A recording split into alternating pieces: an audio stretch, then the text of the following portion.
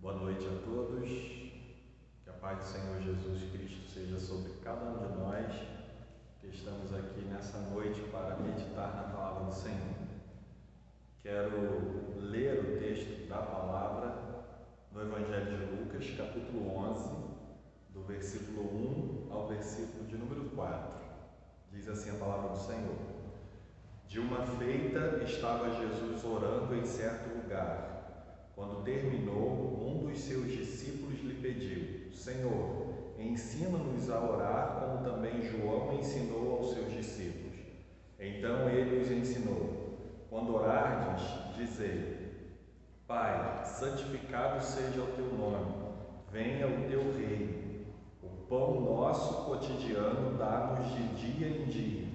Perdoa-nos os nossos pecados, pois também nós perdoamos a todo o que nos deve, e não nos deixes cair em tentação. Como temos conversado ao longo desses dias, dessas semanas, sobre a vida de oração do Senhor Jesus, nessa noite nós continuaremos nessa série de mensagens, observando aqui esse ponto onde Lucas separa para nos trazer mais uma informação de uma vida exemplar de oração, uma vida de constante oração do nosso Senhor, deixando ou registrando isso para que seja exemplo para nós. E aí, Lucas então inicia esse texto mostrando que Jesus estava orando em certo lugar. O texto está apresentando para a gente Jesus nessa contínua vida de oração, diferentemente de quando nós olhamos no Evangelho de Mateus, e onde é apresentada para os discípulos essa mesma estrutura de oração. Mas Lucas começa ela falando acerca da vida de oração de Jesus. E o versículo de número 1, eu quero ler novamente com os irmãos, diz assim: De uma feita estava Jesus orando em certo lugar. Quando terminou, um dos seus discípulos lhe pediu: Senhor, ensina-nos a orar, como também João ensinou aos seus discípulos. Alguns detalhes são interessantes nós percebemos aqui. Lucas, ele, diferentemente do que faz nos outros momentos em que apresenta para a gente Jesus orando, ele não se detém com a data, com o horário, com o momento em que Jesus está orando. Ele não se detém em falar o tipo de lugar onde Jesus estivesse buscando ao Senhor em oração, e ele também não se detém em falar o tempo que Jesus fica orando, como ele faz em vários outros episódios. Por exemplo, quando nós olhamos em Lucas capítulo 9, do versículo 28 e 29, Lucas fala que Jesus subiu ao monte onde acontece a transfiguração para orar. Quando Jesus é batizado, Lucas fala que no lugar próximo ao Jordão, onde João Batista batizava, Jesus também foi batizado e orava. Então, Lucas, ele se detém em alguns momentos a falar acerca do lugar, acerca do tempo.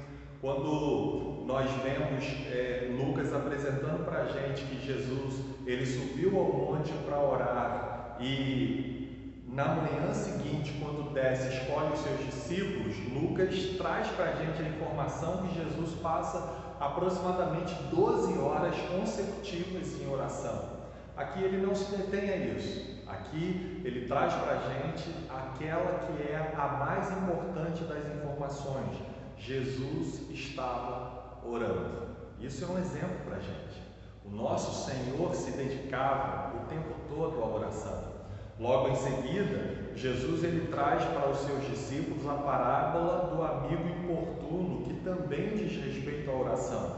Jesus tinha essa vida de comunhão com Deus, e é o que nós precisamos fazer e buscar, independente do lugar, independente do tempo, independente do dia. O que nós precisamos aprender com o nosso Senhor é que constantemente precisamos estar em oração. Constantemente precisamos estar colocando diante do nosso Senhor a nossa vida em oração, para que Deus ele continue realizando em nós a sua vontade para o louvor da glória do seu nome. Um outro detalhe que é importante para nós percebermos aqui nesse texto é que um dos discípulos, não sabemos qual, não sabemos se foi um dos 12 apóstolos, não sabemos se foi um dos discípulos da multidão de discípulos que acompanhavam o Senhor Jesus. Por exemplo, Lucas aqui no capítulo 10, ele fala para a gente que Jesus envia 70 discípulos seus para fazer a sua obra. Não sabemos se foi um desses 70, não sabemos se foi um discípulo de João, mas nós sabemos a principal informação, que o fato de Jesus estar orando, isso comoveu, isso emocionou, isso impactou a vida dos discípulos do Senhor. E um deles resolve então pedir a Jesus que o ensinasse a orar, que os ensinassem a orar, assim como João ensinou os seus discípulos a orar. Aqui nós não temos também a informação de como João ensinava os discípulos a orar, em que momento João ensinou o seu discípulo a orar, qual a estrutura apresentada por João. Mas o que nós precisamos nos deter, onde nós precisamos nos deter, é no fato de que esse discípulo foi incomodado pela vida de oração de Jesus, foi impactado pela vida de oração de Jesus e resolve pedir a Jesus que o ensinasse a orar. E é assim também que nós precisamos fazer e viver, sendo sempre impactado pela vida do nosso Senhor. Precisamos buscar estar na sua presença, fazendo a sua vontade, vivendo de acordo com o que Ele quer o tempo todo. E foi assim que aconteceu na vida desse discípulo. E o versículo de número 2 começa falando para a gente que Jesus atende o pedido desse seu discípulo. Jesus resolve ensiná-los a orar. Por isso Jesus traz para a gente duas lições muito importantes para nós observarmos e guardarmos em nosso coração acerca da nossa vida de oração. Primeiro, é que devemos estar em constante oração. Jesus diz para os seus discípulos, Lucas relata isso para a gente, então ele os ensinou, quando orardes, diz ele. Ou seja, eles deveriam orar. A vida de oração deveria ser uma prática constante, uma prática cotidiana, uma prática, como o próprio apóstolo Paulo diz, usando essas palavras, uma prática de oração sem cessar. Paulo ensina isso à igreja do Senhor. Jesus ensinou isso aos seus discípulos e eles levaram para as suas vidas e para a vida das pessoas que eles impactaram pela palavra de Deus ou com a palavra de Deus e também com uma vida de oração. Jesus ensina que nós devemos orar e Jesus ensina para a gente a estrutura de oração.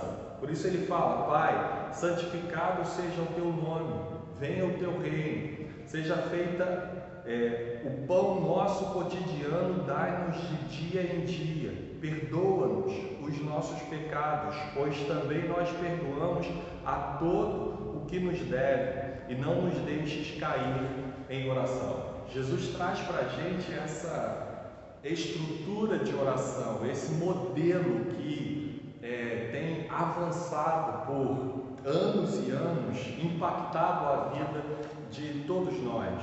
Mateus ele entra em alguns outros detalhes, diferentemente de Lucas, mas a estrutura de um modo geral é a mesma. Jesus ele traz para os discípulos esse modelo de oração. E é essa estrutura, é esse modelo que nós devemos observar nas nossas orações, sempre em primeiro lugar, dirigindo a nossa voz ao nosso Pai, ao Pai Celestial, e exaltando o Pai pela sua santificação, pela sua santidade, melhor dizendo, pela sua santidade, pelo poder que há no seu nome, pela importância que é o seu nome. Ele é o eu sou, Ele é o santo, todo-poderoso. Por isso Jesus traz para a gente essa estrutura. Jesus também nos incentiva a orarmos dizendo: venha o seu reino, que o reino de Deus faça a diferença e venha impactar a vida da gente, bem como nós, ao sermos impactados pelo reino de Deus, possamos levar esse reino, expandir esse reino por todos os lugares para onde formos. Jesus traz também nessa estrutura o pedido de oração pessoal para as necessidades cotidianas. Quando ele traz para a gente aqui a informação: o pão nosso cotidiano dá-nos de dia em dia. Está mostrando para a gente sobre a necessidade diária que temos da provisão do Senhor. Devemos buscar pessoalmente essa provisão em Deus. Verso 4: perdoa-nos os nossos pecados, pois também nós perdoamos a todo o que nos deve. Traz para a gente a ideia de que, primeiro, precisamos estar diante de Deus, pedindo ao Senhor perdão pelos nossos pecados, porque de fato, como Lucas relata, somos pecadores, somos falhos, somos seres caídos, embora remidos pelo sangue de Cristo, embora justificados pelo Senhor, nós somos pecadores. E assim como o apóstolo João escreve na sua primeira carta, precisamos confessar ao Senhor os nossos pecados, dia após dia. Mas Jesus também ensina aos seus discípulos a oportunidade de buscar em oração conseguir ter uma boa relação com o próximo, ainda que o próximo te deva, ainda que o próximo peque contra você, você deve exercer o perdão que tem recebido da parte de Deus. E por último, Jesus finaliza então dizendo: e não nos deixe cair em tentação. É uma coisa que devemos buscar ao Senhor, para que Deus nos livre da tentação, para que Deus, como Mateus fala para a gente na oração do Pai Nosso, nos livre do maligno, nos livre do mal, nos revista da sua graça e do seu poder. Porque o apóstolo Pedro, em sua primeira carta, no capítulo 5, verso 8, ele fala que nós devemos ser sóbrios e vigilantes, porque o nosso adversário anda em derredor, bramando como leão, buscando a quem possa tragar. Então precisamos buscar ao Senhor em oração, pedindo ao Senhor que nos livre do maligno, que nos livre de cairmos em tentação. É maravilhoso, irmãos, percebermos que essa estrutura surge da vida de oração do nosso Senhor. O nosso Senhor, por ter uma vida próxima, de comunhão, de intensa comunhão com o Pai, Ele formula para os seus discípulos e para nós essa estrutura que é belíssima, é a mais maravilhosa das estruturas de oração que nós devemos observar, aprender com todos os detalhes dela e utilizar na nossa vida de forma prática, para que o nome do Senhor seja exaltado, para que as pessoas que ainda não conhecem a Cristo, ao olharem para nós, possam perceber Cristo em nós. Os discípulos foram impactados com a vida de oração de Jesus. Eles foram comovidos, eles ficaram emocionados de poder ver Jesus orando. E isso é constante. Lucas, ele não se detém a mostrar para a gente que os discípulos oravam enquanto ele escreve o seu evangelho, mas ele faz questão de mostrar que os discípulos aprenderam e praticavam quando ele escreve para nós Atos dos Apóstolos. Ele mostra os apóstolos vivendo uma prática de intensa, de constante oração. Ele começa logo o livro de Atos mostrando para a gente que não só os apóstolos, mas todos os discípulos, não só os 12 apóstolos, mas os discípulos, a multidão de discípulos que seguiam o Senhor Jesus, aprenderam com a vida de oração de Jesus. Atos capítulo 1, verso 14, Lucas diz para a gente que eram aproximadamente 120 pessoas que estavam reunidas, unânimes, buscando ao Senhor em oração. Ali estava Maria, a mãe do nosso Senhor, ali estavam os irmãos de Jesus, ali estavam os apóstolos, ali estavam os discípulos do Senhor, tanto homens quanto mulheres, buscando ao Senhor em oração.